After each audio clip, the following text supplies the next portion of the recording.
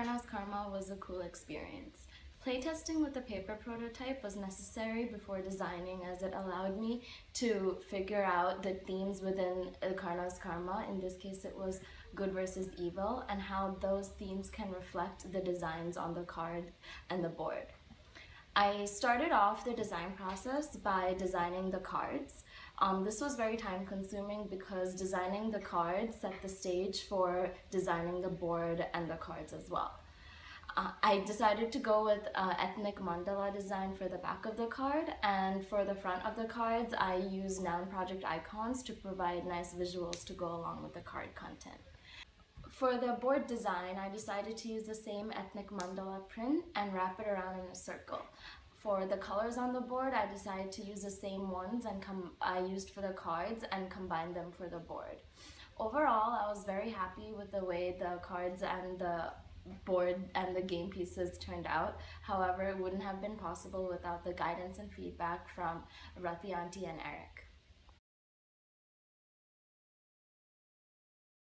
This game was really fun, and it was really cool to see how it went from stage 1 to this prototype that we have right now. It was a great experience, and I've never really made a game before, so it was the first time for most of us here, and it's also really fun because you're spending time with all your friends creating this game, and Eric also came to help us. It was very cool to see how a game is developed and how we went from just using paper and pen to like an actual cardboard game with colors and actual cards with pictures. My strategy was, well, basically I formed an alliance and we cheated the game way, so yeah. For the game, it doesn't make a difference if you win with Papa or Punya, as long as you have the most number of points in that direction. One suggestion is that we make the dice 1, 2, 3 times 2, rather than 1 through 6, because we're only using the numbers 1 through 3 anyways, unless we want to use 1 through 6, and then because the board is so big, it'll make the game go faster.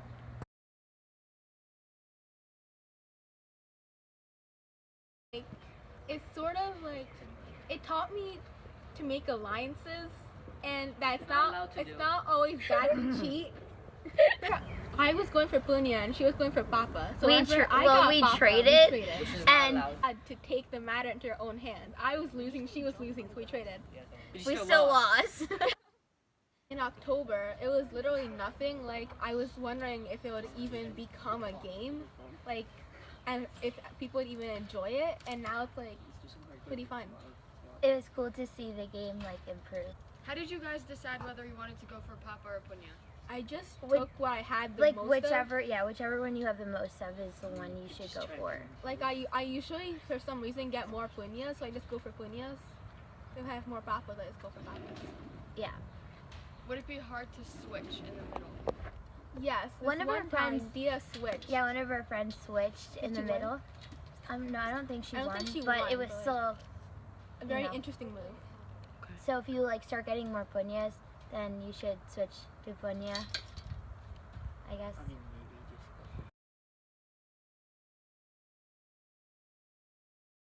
A good time helping to create the game, and then I had a fun time playing the game.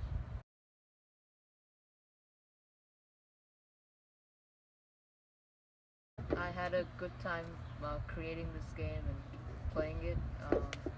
It was fun, and it was an experience to know what goes into a game and what we need to do to make it.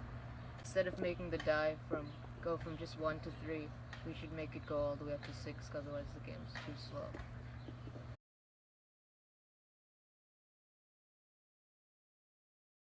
Okay, my strategy was to get to the end as fast as possible, because then you had